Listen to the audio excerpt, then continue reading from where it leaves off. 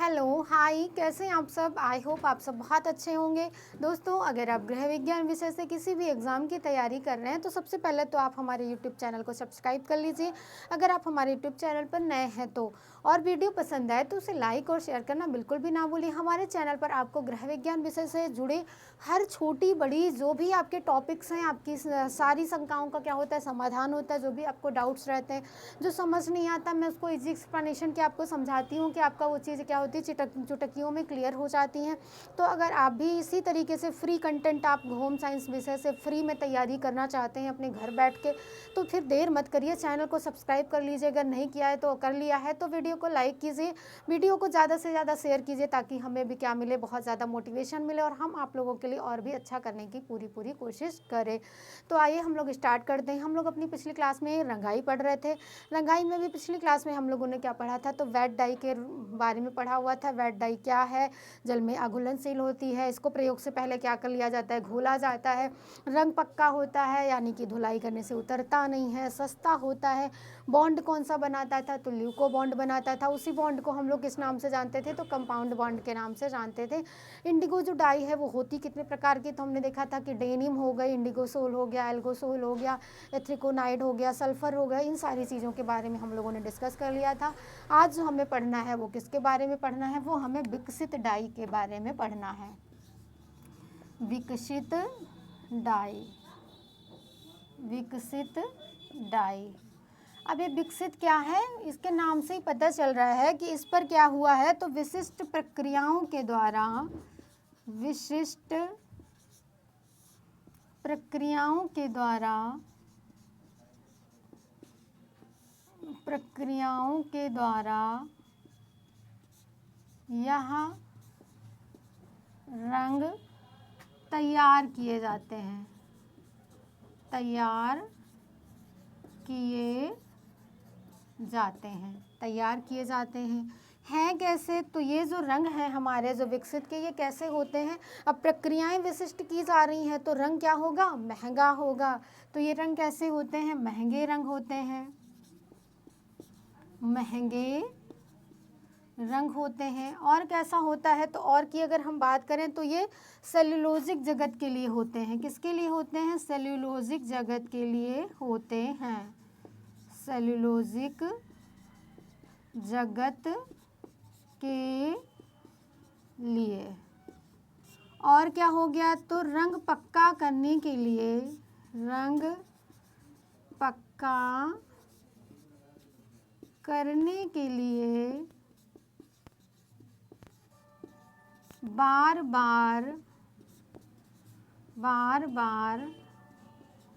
रंगाई की जाती है, बार बार रंगाई क्या होती है, की जाती है। जो विकसित रंग हैं ये बनते कैसे हैं, तो विशिष्ट प्रक्रियाओं के द्वारा इनको बनाया जाता है। रंग कैसे होते हैं, महंगे होते हैं। क्यों होते हैं, क्योंकि इस पर अलग से प्रक्रियाएं की जाती हैं। और कोई भी चीज़ होगी जब उसमें श्रम ज़्यादा लगेगा, समय ज़्यादा लगेगा, धन ज़्यादा लगेगा, तो अपनी चीज़ वो क्या होगी, अपने आप ही महंगी हो जाएगी। जैसा कि हम लोगों ने रेशों में भी पढ़ रखा था कि जो हमारा लीनन था ये कपास की अपेक्षा क्या था, श्रम साध्य रेशा था, इसलिए हमारा लीनन क्या था, महंगा रेशा था। ये हमें यहाँ भी देखने को मिला। नेक्स्ट अगर हम डाई की बात करें तो जो नेक्स्ट हमारी डाई होती है ये हमारी होती क्या है, तो सल्फर डाई होती है। कौन सी हमें पढ़नी है, तो हमें सल्फर डाई पढ़नी है, सल्फर डाई। अब सल्फर डाई भी हमारी क्या होती है, तो सबसे पहले तो आप ये बोलेंगे कि ये है क्या, तो ये जल में आघुलनशील है। क्या है, ये भी जल में आघुलनशील है, जल में कैसी है, ये आघुलनशील है। और हम बोले तो ये होती कैसी है, तो ये गाढ़े रंग की होती है, गाढ़े रंग की। ऐसे भी कह सकते हैं कि ये कैसा पदार्थ होता है, तो ये थोड़ा सा गाढ़ा पदार्थ होता है, गाढ़े रंग की भी होती है। और ये बनी किसके लिए है, तो अगर हम ये देखें तो ये इसका मुख्यतः जो प्रयोग होता है ये सूती वस्त्रों के लिए होता है। जहाँ पर हम लोग सेल्यूलोजिक कहते हैं तो वहाँ पर क्या होता है, लिनन और कॉटन दोनों ही आ जाते हैं। लेकिन ये जो हमारी डाई है ये किसके लिए बनी हुई है, तो ये सूती वस्त्रों के लिए बनी हुई है, सूती वस्त्रों के लिए,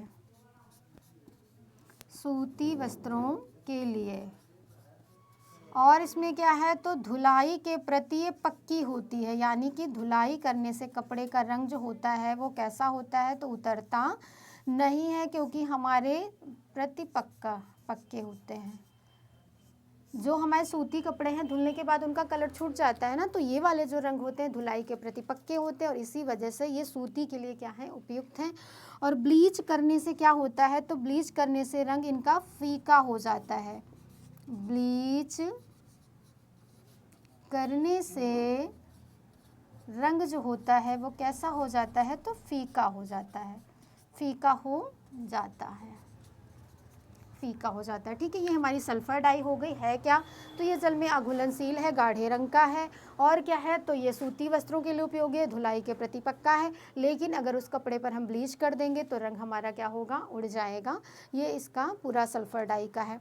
अब अगर हम अन्य डाई के बारे में बात करें तो जो अन्य डाई हमारी है जिसको हम बोलते हैं डिस्पर्स डाई, क्या हम बोलेंगे, डिस्पर्स डाई, डिस्पर्स, या इसी को हम बोलेंगे प्रसारित डाई। ठीक है, अब डिस्पर्स या प्रसारित क्या होता है, इसको छितराने वाले रंग भी कहा जाता है। किस नाम से हम लोग इसको जानते हैं, तो हम लोग इसको छितराने वाले रंग के नाम से भी जानता है। इसके अन्य नाम क्या है, तो फैलने या छितराने वाले डाई, छितराने वाले रंग हैं।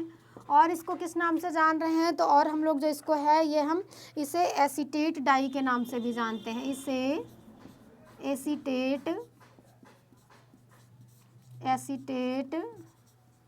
डाई के नाम से भी जाना जाता है, के नाम से जानते हैं। किस नाम से जानते हैं, तो इसे फैलने या छितराने वाले रंग भी कहा जाता है। इसे एसीटेट डाई के नाम से भी हम लोग जानते हैं। ये होता क्या है, तो ये अघुलनशील होता है जल में। ये कैसे होते हैं, तो जल में अघुलनशील होते हैं, ये अघुलनशील होते हैं।